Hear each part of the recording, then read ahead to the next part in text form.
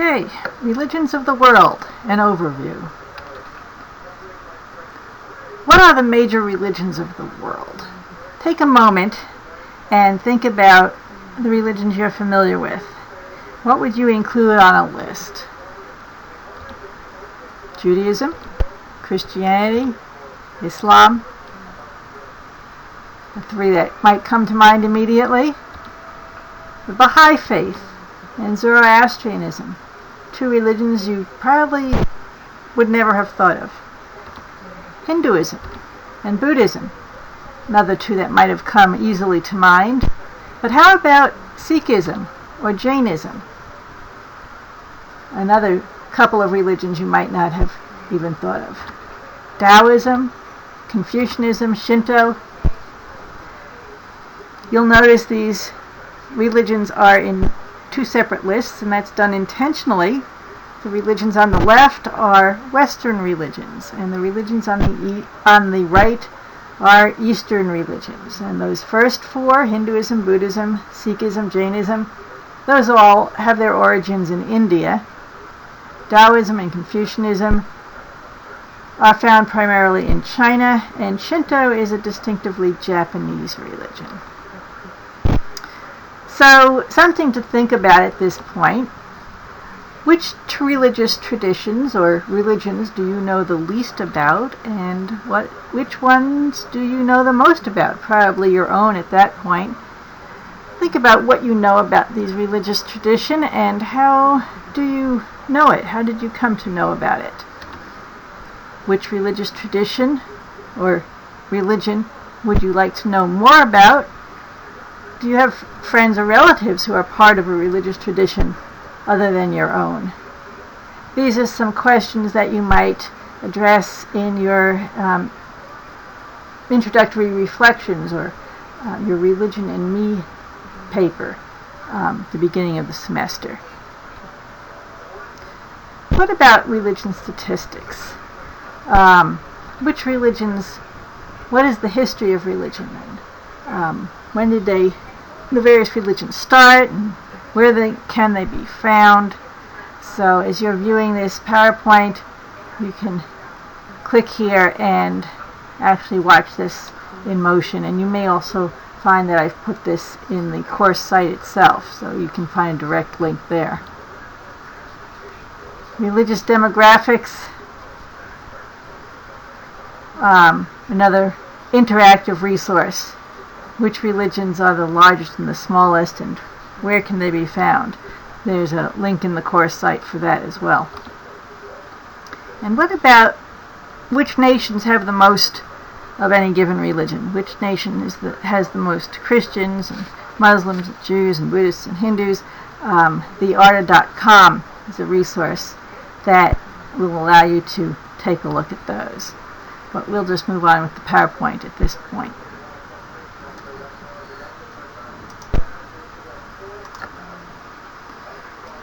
There are several ways of categorizing these major religions of the world. One of those is ethnic versus universal religions. Some religions are what we would call ethnic, or sometimes referred to as natural religions. An ethnic religion is the religion of a particular people or culture. Some examples: Judaism, Shinto, and Hinduism. Judaism is the religion of the Jewish people, of the Hebrew people, and Shinto is the religion of the Japanese people, and Hinduism is the religion of the Indian people, or at least most of them. And as ethnic religions, these tend to be localized, so we find Judaism primarily in just a few places like Israel or the United States. Shinto we find primarily just in Japan, and Hinduism we find primarily just in India. They do not actively seek converts. They believe that their religion is for their people, and other people have other religions, and that's just the way it's supposed to be. In contrast to ethnic religions, we have universal or world religions. Sometimes some scholars refer to these as voluntary religions. This is a religion which sees its message as true for all peoples, and the classic universal or world religions in this case is Christianity, Islam, and Buddhism. All of these religions have spread throughout the world. They've gone far beyond their point of origin. They tend to be very large in population because they do intentionally spread and do intentionally seek converts from different cultures. And so Christianity, you can find people from all different cultures and backgrounds. Islam, similarly. Islam, contrary to popular misconception, is not the religion of the Arab peoples, although that's where it began. In fact, about 10% of all Muslims are, in fact, Arab. And Buddhism, most people associate Buddhism with China or Japan. In fact, Buddhism began in India, and it no longer exists in India for the most part. It's spread well beyond its point of origin to people of many different Asian cultures, and even in the last century or so has gained many Western followers in Europe and particularly America. Another way of categorizing religions is theistic versus non-theistic. Theistic basically means belief in God, so non-theistic means you don't believe in God. And by theistic, we mean a focus on a personal God, one, meaning, or monotheism, or gods, polytheism. And in this context, God is a supernatural person of sorts, maybe not with a physical body, but a spirit being, a supernatural being. And this is most commonly found in Western religions, and also there are some of the Eastern religions are also theistic. Poly is common there, but there's at least one example of monotheistic in Sikhism.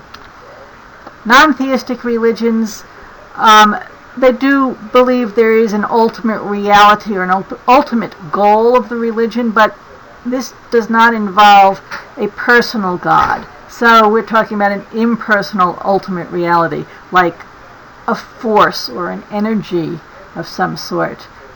Think of the Force in Star Wars, or the Tao of Taoism would fall into this category. So this is mostly found in Eastern religions. And another approach to categorizing religions is simply to identify as major or minor religions. The religions you're most familiar with that might have come to mind immediately at the beginning of this presentation would be the major religions. Major religions are religions that are high in population, widespread throughout the world, and the basis upon which other religions were built and or otherwise highly influential. So examples of this: Christianity, Islam, Buddhism, all of these have hundreds of millions, if not billions, of followers throughout the world. They're found in many different countries and cultures throughout the world. And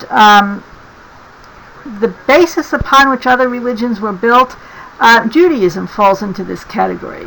Although Judaism is not high in population and only found in localized areas, it is, of course, the foundation of Christianity. Jesus and all of his disciples were Jewish, if maybe you didn't know that. And Islam also finds its origins in the Jewish tradition of going back all the way to 4,000 years ago to Abraham. Judaism, by that, if not by population and its distribution, at least because of its influence, we would call it a major religion. Of course, maybe that's a Western perspective. If we were taking a course like this in India or Japan, maybe Judaism wouldn't be identified as a major religion in those contexts. A minor religion, then, would be religions that are more limited in population, in their geographic locale, or in their influence. That's why you probably hadn't heard of Jainism or Sikhism or Baha'i or Zoroastrianism. Taoism and Confucianism are limited geographically, primarily to Chinese culture and China itself. While India has a localized geographic area, it's not limited in population, and it was influential in the origins of Buddhism and Sikhism and possibly even Jainism. So it's got that influence as well. Western and Eastern. That's generally the distinction that we make in the courses we teach in this college.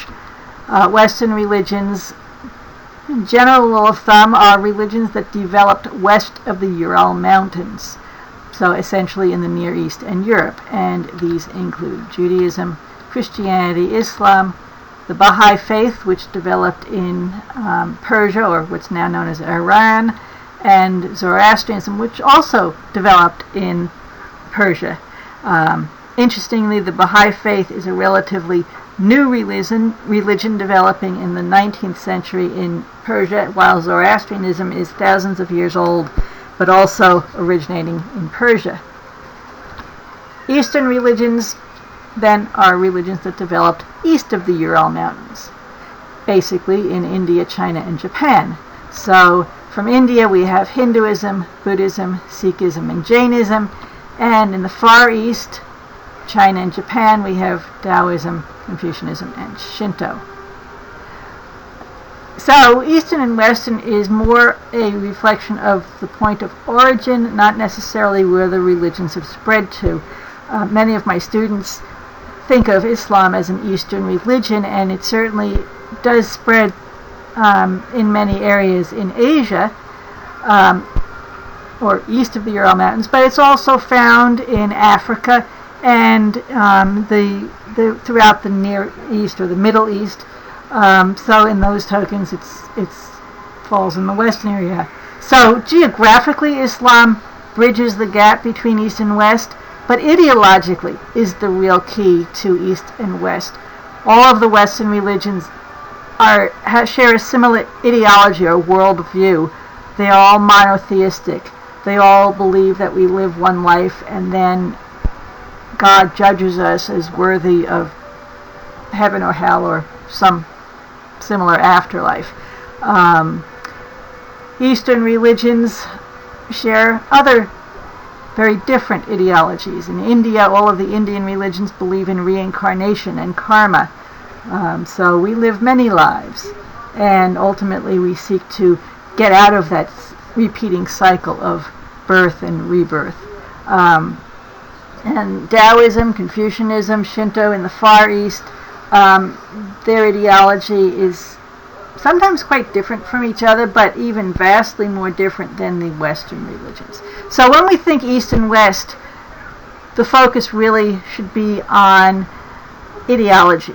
Because these religions developed in the same general area, naturally they had a mutual influence on each other in terms of sharing some common philosophical foundations. So we can take a look at some of those philosophical contrasts with this little chart in mind. What are the differences in worldview or thought? Basically beliefs. We're talking about Eastern versus Western. And we can start by looking at how these cultures, these religions view the nature of time. Western religions view time in a linear fashion. There's a beginning, a middle, and an end, a creation, and a period of time during which we exist, and then ultimately there will be an end of times, and it's singular. It happens once. In Eastern, particularly Indian traditions, time is cyclical and repeating. Thus, reincarnation, an individual life repeats, or a soul, rather, is born again and again in different bodies. And the universe itself may come into being at one point, exist for a period of time, and then go out of being or decay. But then out of the old comes a new one. And so think of this not as a straight line, but more as a circle where the beginning, where the end becomes a new beginning. In terms of the nature of ultimate reality, as I said, all of the Western religions are monotheistic. They believe in one personal God. And the Eastern religions, some of them are polytheistic. Shinto, for example, and some interpret Hinduism as polytheism, but that's more complicated than that. Others are non-theistic. Buddhism and Taoism and Confucianism, for instance, Jainism. One exception here is Sikhism, which is a monotheistic religion. Basically, so Eastern religions, they may believe in many gods and goddesses, or simply an impersonal ultimate reality. The nature of the afterlife has some contrast between East and West. The afterlife in Western religions, we are disembodied. We live one life in a physical world, in a physical body, and then our God judges us as worthy of going to heaven and hell for all eternity, to put it simply. That's basically the Christian worldview, and Islam shares much the similar worldview. There are some subtle differences between the religions on these points, but that's basically the point, is we live one life. Eastern religions in India, the religions believe we are embodied many times. We live many lives. That's what reincarnation means. We are in a body again. Karna or carnal refers to body, physical. So in the body again and again and again. The human condition. Pretty much every religion identifies a problem with human existence. And the Western religions, that problem is identified as sin. Sin keeps us separated from God, and this is a result of bad deeds, basically disobeying what God wants us to do in our lives. The problem in Eastern religions is that of ignorance and karma. And again, we're talking primarily of the Indian religions. Karma might be understood as an impurity of the soul that is caused by good and bad deeds. So karma can be good or bad, but either way, karma is what keeps us bound to these cycles of reincarnation. It keeps us weighted down into this world, so to speak. And as you study the Eastern religions, you'll learn more about the relationship between karma and reincarnation. Ignorance, we don't really know who we are. We think we are physical beings, human beings, but in fact, as a Hindu friend of mine once said, we are not human beings having spiritual experiences. We are really spiritual beings having a human experience. So our ignorance, we think of ourselves in terms of our physical existence, and enlightenment would overcome that ignorance. And so, of course, there's a solution to every problem, and those are identified also by these religions. In Western religions, if the problem is sin, then the solution is either avoid sin or find a way to eliminate it, such as through sacrifices, or overcome sin. The ultimate sacrifice of Christ on the cross for Christians is their way of overcoming sin, despite the fact that we are sinners, so they say. And anyway, this is then the term salvation comes into play as the solution to the problem in Western religions. In Eastern or Indian religions, if the problem is ignorance, then the solution is an elimination of ignorance through seeking enlightenment of spiritual truths. If the problem is karma, then the solution is finding a way to avoid or eliminate the karma that we've achieved, and thus we can achieve what's called moksha or nirvana in some of these religions, basically escaping this repeating cycle of birth and rebirth and moving on to a spiritual realm, whatever that might be. Some other ways that Eastern and Western religions contrast in terms of their worldview. How do we encounter the divine or God, whatever we might call it? In Western religions, God is primarily heard. We talk about the Word of God being received by prophets and then passed down orally and ultimately written to the rest of us. So sacred texts are very important, because it is through the sacred texts or our scriptures that we know what God wants of us. In Eastern religions, particularly in Hinduism, God is seen. So there are many images of the divine. If you go to a Hindu temple, you'll see many, many images, statues, pictures of the gods and goddesses that they worship. The term in Sanskrit for Hinduism is darsan, to see. And the reason why Hindus go to their temples is to literally see their God, to commune with God through the visual rather than through the audio and oral. So, Western religions hear, Eastern religions, particularly Hinduism, see. The divine is mediated in different ways. In Western religions, as I said, mediated through prophets who are messengers of God, who bring God to the people, so to speak. God initiates contact, the prophets receive it and pass it on to the rest of us. In India, it is through gurus that the divine truth is mediated. Gurus are personal spiritual guides, basically, spiritual teachers, who, rather than bringing God to the people, bring the people to an understanding of a higher truth or higher reality, so helping them to eliminate that ignorance.